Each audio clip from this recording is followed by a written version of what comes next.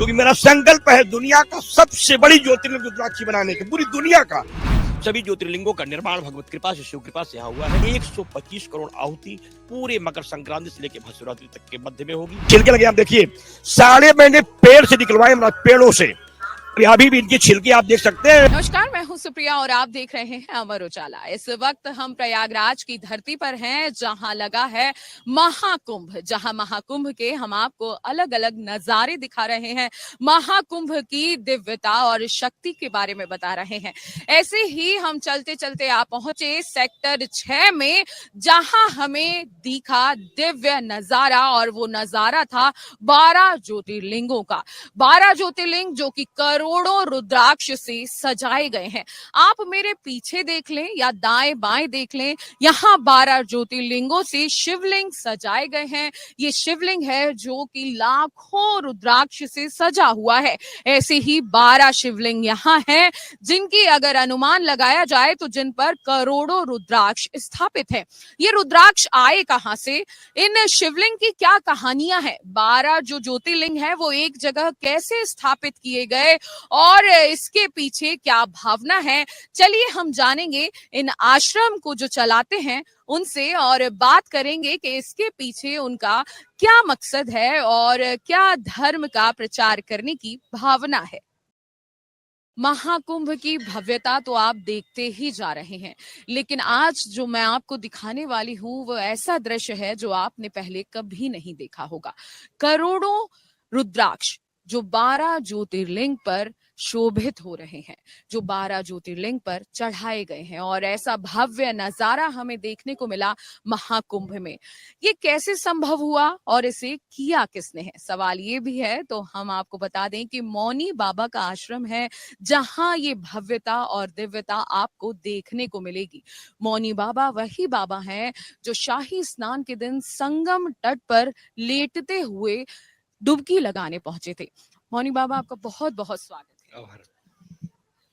आपका जो आश्रम है वो 12 ज्योतिर्लिंगों से सजा धजा है और उस पर करोड़ों रुद्राक्ष हम देख रहे हैं। ऐसा नजारा हमने कभी नहीं देखा जहां करोड़ों रुद्राक्ष एक साथ हो। इसकी क्या शक्ति और भव्यता? सौराष्ट्रे सोमनाथम च, श्रीशैले मल्लिकार्जुनम, उज्जैन्यां महाकाल मुमकार ममलेश्वरम, परिल्यां वैद्यनाथम च, डाकिन्यां भीमशंकरम, सेतुबंधे तुरामेशम, नागेशम दारुकावने, वाराणस्यां विश्वेशम, त्रयंबकम गौतमी तटे, हिमालये तु केदारम, कुशे शिवालये एतानि ज्योतिर्लिंगानि सायं प्रातः पठेन सप्तजन्मो कृतं पापम स्मरणेन विनश्यति। 12 ज्योतिर्लिंग शिवपुराण की दृष्टि से पूरे संसार में केवल भारतवर्ष में है। सभी ज्योतिर्लिंगों का निर्माण भगवत कृपा से, शिव कृपा से यहाँ हुआ है। प्रत्येक ज्योतिर्लिंग की ऊंचाई 11 फीट है, जो 11 रुद्रों के अंक में है। चौड़ाई 9 फीट है, जो 9 दुर्गा के रूप में है, और उसकी मोटाई 7 फीट है, जो 7 पुरियों के रूप में है। प्रत्येक ज्योतिर्लिंगों में 55 लाख रुद्राक्ष मणियां लगाई गई हैं, और सभी ज्योतिर्लिंगों का दिव्य आवाहन कर, उनकी प्राण प्रतिष्ठा कर, पूजन अर्चन कर, महा श्रृंगार कर, महाआरती के साथ संकल्प प्रारंभ हो गया है। बाबा की इस दिव्य गौशाला में 11 करोड़ मंत्रों का जप हो रहा है। 125 करोड़ आहुति पूरे मकर संक्रांति से लेकर महाशिवरात्रि तक के मध्य में होगी। 1.25 करोड़ दीपों का प्रज्वलन होगा, और 11,108 त्रिशूल भी स्थापित किए गए हैं, जो दिव्य त्रिशूल है। आप देख सकते हैं, आपके सामने जो स्तंभ के त्रिशूल लगाए गए हैं, इन त्रिशूलों को मैं आपको वहां तक ले चलने का प्रयास करूंगा जहां त्रिशूल स्थापित है, जो भारत की संस्कृति को है। सत्यम शिवम सुंदरम, जो सत्य है वही शिव है, और जो सुंदर है वही सत्य है, और वही शिव है। इस ओमेद का अक्षर ब्रह्म की है, ये भगवान शिव की विग्रह है। आप देख सकते हैं कि 9 फीट पूरी चौड़ी है और 11 फीट ऊंची है, और इस तरीके से सभी ज्योतिर्लिंगों का निर्माण किया गया है। यहाँ घट स्थापित किए गए हैं 1108, जो सेनाओं की मजबूत करने के लिए है। एक पीला त्रिशूल है, जो रोगान शेषान पहंच तुष्टा रुष्टा दुकामान सकलान भिष्टान त्वामाश्रितानाम नविपन्नराणाम त्वामाश्रिताम आश्रयताम प्रयांत के लिए है, रोगहरण के लिए। ये स्तंभ बनाए गए, इन स्तंभों में 27 हजार रुद्राक्ष लगाए गए हैं। ये एक एक स्तंभ हिंदू राष्ट्र के संकल्प को है, आतंकवाद विनाश की है, बेटियों की सुरक्षा के लिए है, गंगा जल प्रवाह के लिए है, और खालिस्तानी आतंकवाद, इस्लामिक आतंकवाद और बांग्लादेशी आतंकवाद विनाश के लिए इन स्तंभों की रचना की गई है। ये आपके कैमरे में जब लोग देख पाएंगे तो 36 स्तंभ है, आप देख पाएंगे 36 स्तंभों की एक कतार लंबी सी आपको दिखाई पड़ेगी।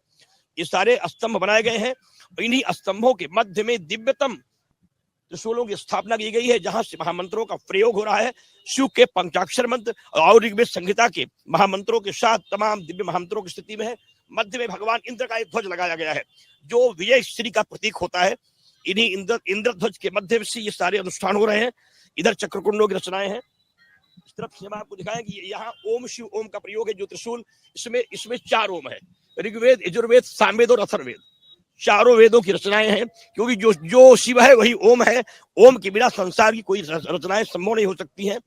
लेकिन आप जब उस तरफ देखेंगे जहां पर कालहर लिखा हुआ एक त्रिशूल है, क्योंकि आपका चैनल प्रतिष्ठित है, उसमें 9 अंक है दुर्गा के। प्रथमम शैलपुत्रिश्च, द्वितीयम ब्रह्मचारिणी, तृतीयम चंद्रखंडेति, कुष्मांचतकम, पंचकम स्कंधमातेति, षष्ठम कत्यानीति, सप्तमं कालरात्रिति, महागौरीति, अष्टमम नवमम सिद्धिदात्रिश्च, नवदुर्गा प्रकीर्तिता। 9 दुर्गा के रूप में वो त्रिशूल स्थापित किए गए। क्योंकि जब खालिस्तानी आतंकवादी ने कहा कि ये अंतिम कुंभ होगा, तब संकल्प लिया गया कि इनको रोकने के लिए मां भगवती का आह्वान करना होगा। आवाहन के साथ भगवती की स्थापना की गई और उन त्रिशूलों का स्थापना किया गया। लेकिन ये कुंभ को भक्त बनाने वाले त्रिशूल हैं, जो हर हर महादेव करके शंखनाद के साथ हैं, जहां स्थिति होगी। और आप देख पाएंगे ये दीपों के प्रज्वलन की रचनाएं हैं, जो देश रक्षा के लिए, हिंदू राष्ट्र के लिए बनाए गए हैं। सब लौह पात्रों में है। इसमें स्वस्तिक की रचनाएं की गई हैं और तमाम वेदियों के इन मंत्रों पर स्थापित किया गया है। लेकिन इस लौह पात्र में है जो रक्षा कवच के लिए है। ये कदली वृक्षों का वन है, जहां से भगवान नारायण श्रीहरि, क्योंकि यहाँ 12 माधव का निवास है, और उसमें जवांकुर लगाए गए हैं कि आप वो रक्षा करें, कृपा करें। और ये सेना के लिए जो कलश स्थापित किए जा रहे हैं, सेना मजबूत हो उसके लिए ओंकार की रचनाएं की गई है। इसमें 4 स्तंभ है। एक भगवान ब्रह्मा के, क्योंकि भगवान ब्रह्मा की मूर्ति नहीं होती, भगवान ब्रह्मा के, महाराज इंद्र के, भगवान विष्णु के और भगवान शिव के, इस 4 स्तंभ बनाए गए हैं। और इन स्तंभों का जो दिव्य दर्शन लोग करते हैं, उनकी तमाम इच्छाओं की पूर्तियां होने लगती हैं। इन तमाम संकल्पों का एक दिव्यतम दर्शन भी आप जब कर पाएंगे, तो आप देख पाएंगे एक ही गसाले में 2 नंदी हैं। जो विलक्षण चीज आपके कैमरे में कैद होगी, ये विजय नंदी है। विजय नंदी जहां खड़े हैं, मैं बताना चाहूंगा, ये सब दक्षिण मुखी शिवलिंग है। क्योंकि दक्षिण मुखी शिवलिंग पूरे भारत में केवल महाकाल की है। लेकिन कुंभ के प्रयागराज में आपके 6 शिवलिंगें दक्षिण मुखी बनाई गई हैं। और ये दक्षिण मुखी शिवलिंग भगवान महाकाल की है, जो लाल रुद्राक्षों से बनाई गई है। ये ठीक सामने देख पाएंगे, ये पूरी शिवलिंग लाल रुद्राक्षों से बनाई गई। ये पूरी महाकाल की ज्योतिर्लिंग है, जिसमें सब रक्त ही रुद्राक्ष लगाए गए हैं। और इसके सामने लिखा गया है कालहर। कालहर, कष्टहर, दुखहर। कालहर का जो तस्वीर है, भगवान महाकाल की शिवलिंग है। कालहर, कष्टहर, दुखहर, दारिद्रहर, संकटहर, प्रलंकर, कालेश्वर, दिगंबर, भूतेश्वर, महाकाल, मृत्युंजय की स्थिति में है। और इनके सामने 12 घंटे हैं। जो घंटे, जो सूर्य जब मकर राशि में जाता है तभी कुंभ होता है, तो 12 सूर्य है। तो 12 सूर्यों के 12 घंटे यहाँ लगाए गए हैं। इस तरीके से इस यज्ञशाला की दिव्य रचना है। और इसी यज्ञशाला के मध्य में जहाँ भगवती विराजमान है, वहां स्फटिक मणि की वो मूर्ति है, जिस शिवलिंग का दर्शन करने के लिए लोग बहुत सुदूर से आते हैं। स्फटिक मणि की मूर्ति जल्दी मिलती नहीं है, बड़ी दुरू है। और बाबा रुद्राक्ष के पहाड़ पर बैठे हैं, इसलिए भगवान का प्राकट क्यों पहाड़ पे क्यों है? क्योंकि रुद्राक्ष भाव भगवान शिव की आंखों से प्रकट हुआ है। शिव के रुद्राक्ष की उत्पत्ति कोई पेड़ से नहीं है। शिव की आंखों से जो आंसू गिरी मां भगवती के लिए, उससे रुद्राक्ष प्राकट हुआ। रुद्राक्ष का जो संधि है, रुद्र आंख, रुद्र माने शिव, आंख माने आंख, जो शिव की आंख से निकला वही रुद्राक्ष है। ऐसी दिव्य यज्ञशाला आपके मध्य में है। और यहाँ चक्रकुंडों की रचनाएं भी की गई है। चक्रकुंड यहाँ बनाए गए हैं, वह आपके लिए बहुत विशेष रूप से एक संसार को शक्ति देने वाले लोग हैं। क्योंकि यम यम चिंतते कामम तम तम प्राप्नोति निश्चितम का जो संकल्प लेकर के लोग यहाँ आ रहे हैं।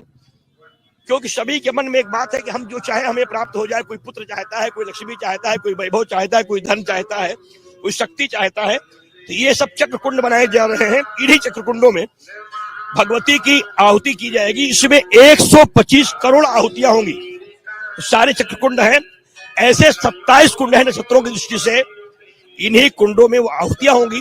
और भगवान महाकाल का नित्य सायंकालीन सत्र में हवन, यज्ञ, दीप प्रज्वलन और श्रृंगार किया जाएगा।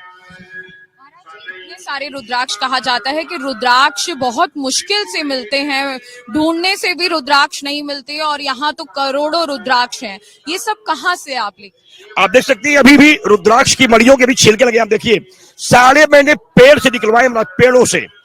अभी भी इनकी छिलके आप देख सकते हैं। मैं नेपाल से सारे वृक्षों से रुद्राक्ष को प्राप्त किया। 10,000 गांवों से भिक्षा मांगी। 10,000 गांवों के श्रद्धालुओं ने मुझे भिक्षा दिया। उस भिक्षा से मुझे जो रुद्राक्ष की मड़ियां मिली, उसको लेकर के हम प्रयागराज आए। और वही प्रयागराज में अब शिवलिंगों का निर्माण हुआ है, जहां से राष्ट्र रक्षा, आतंकवाद विनाश, भारत हिंदू राष्ट्र, भ्रूण हत्याबंद, वेदियों की सुरक्षा, देश की अर्थव्यवस्था और भारत की भव्यता और रक्षा के लिए संकल्प लिए गए हैं। महाराज जी, जैसे यहाँ और भी लोग दर्शन करने आते हैं, 12 ज्योतिर्लिंग एक साथ देखते हैं, तो क्या यहाँ आकर उनकी मनोकामना पूर्ण होती है? यम यम चिंतते कामम तम तम प्राप्नोति निश्चितम। मैं नहीं कह रहा हूँ, शास्त्र कहता है कि यम यम चिंतते, जो भी चाहते हो तम तम प्राप्नोति निश्चितम, वह सब प्राप्त हो जाएगा। आप आइए, शिव दयालु हैं, कृपालु हैं, कृपा कर देते हैं। बाबा औढ़रदानी हैं, दया कर देते हैं, झोली भर देते हैं। महादेव शंकर शिव जो द्वारे आते हैं सब कुछ दे देते हैं, खाली नहीं जाता कोई। महादेव के दरबार से जो भी यहाँ आते हैं कृपा कर देते हैं, वो महादेव है, सबको देते हैं, सबकी झोली भर देते हैं। महाराज जी, एक ही जगह करोड़ों रुद्राक्ष हैं, फिर जब महाकुंभ पूरा हो जाएगा, पूर्ण हो जाएगा, फिर इन रुद्राक्ष को आप कहाँ रखेंगे और इनका क्या होगा? सबसे बड़ा प्रश्न आपने कर लिया है मेरी जिंदगी की सबसे गुप्त बात को, क्योंकि मेरा संकल्प है दुनिया का सबसे बड़ी ज्योतिर्लिंग रुद्राक्षी बनाने का, पूरी दुनिया का। वो परम सेवाश्रम बाबू सकरा गौरीगंज जनपद अमेठी की पावन धरा पर दुनिया की सबसे बड़ी रुद्राक्षी शिवलिंग बनाने का संकल्प है। जहां बनाने का मेरा मन है, बाबा यहाँ से वहां जाएंगे और रुद्राक्ष शिवलिंगों का निर्माण प्रारंभ हो जाएगा। तो ये थे मौनी बाबा। मौनी बाबा, मेरे को एक और बात आपकी याद आ गई है कि आप जब शाही स्नान हुआ था तो सब शाही सवारियों पर जा रहे थे, बड़े बड़े रथों पर जा रहे थे, लेकिन आपने संगम तट तक लेटते हुए गए आप और स्नान किया। तो उसके पीछे क्या बात थी? क्योंकि इतनी ज्यादा ठंड, रास्तों में पत्थर है, रेत है, लेकिन आपको कष्ट नहीं हुआ? देखिए, रुद्राक्ष की भगवान शिव की कृपा से या निकालिक चपापानी जलमांतर तान सर्वाणि नश्यन्ति प्रादक्षिणाम पदे पदे, परिक्रमा करने से समस्त कामनाओं की पूर्ति होती है। भगवान की कृपा से, भगवान की दया से, भगवान की अनुग्रह से ही मैंने सारे ये संकल्प करते हैं। परिक्रमा भूतनाथ कृपा से पूरा होती है, उन्हीं कृपा से यह अनुष्ठान भी पूरा हुआ। बाबा ने कृपा किया, माँ गंगा ने बुलाया और उनके द्वारे तक मैं चला गया। 6.5 घंटे में मैं संगम पहुंचा था और परिक्रमा करके आज आपके सामने खड़ा भी हूँ, ठीक भी हूँ और स्वस्थ भी हूँ। बहुत बहुत शुक्रिया। तो ये तो थे मौनी बाबा, जिन्होंने इतना भव्य जो अपना शिविर है सजा रखा है। यहाँ 12 ज्योतिर्लिंग लगे हुए हैं, 12 ज्योतिर्लिंग है जिसपे करोड़ों रुद्राक्ष को चढ़ाया गया है और बहुत भव्य नजारा है। आप देख सकते हैं रुद्राक्ष जो कि नेपाल से लाए गए हैं, बाबा बता रहे हैं। और इन रुद्राक्षों पे कुछ रुद्राक्ष तो ऐसे हैं जो अभी तक पूरी तरह खोले भी नहीं गए हैं। तो यही सब चीजें हैं जो महाकाल में देखने लायक है, यही सब चीजें हैं जो महाकुंभ में देखने लायक है। चाहे यहाँ महाकाल का शिवलिंग बिठाया गया हो, चाहे केदारनाथ का हो, सभी को यहाँ रुद्राक्ष से सजाया गया है। और कुछ अलग कलर के रुद्राक्ष हैं और कुछ अभिन्न भिन्न रुद्राक्ष यहाँ आपको देखने को मिल जाएंगे।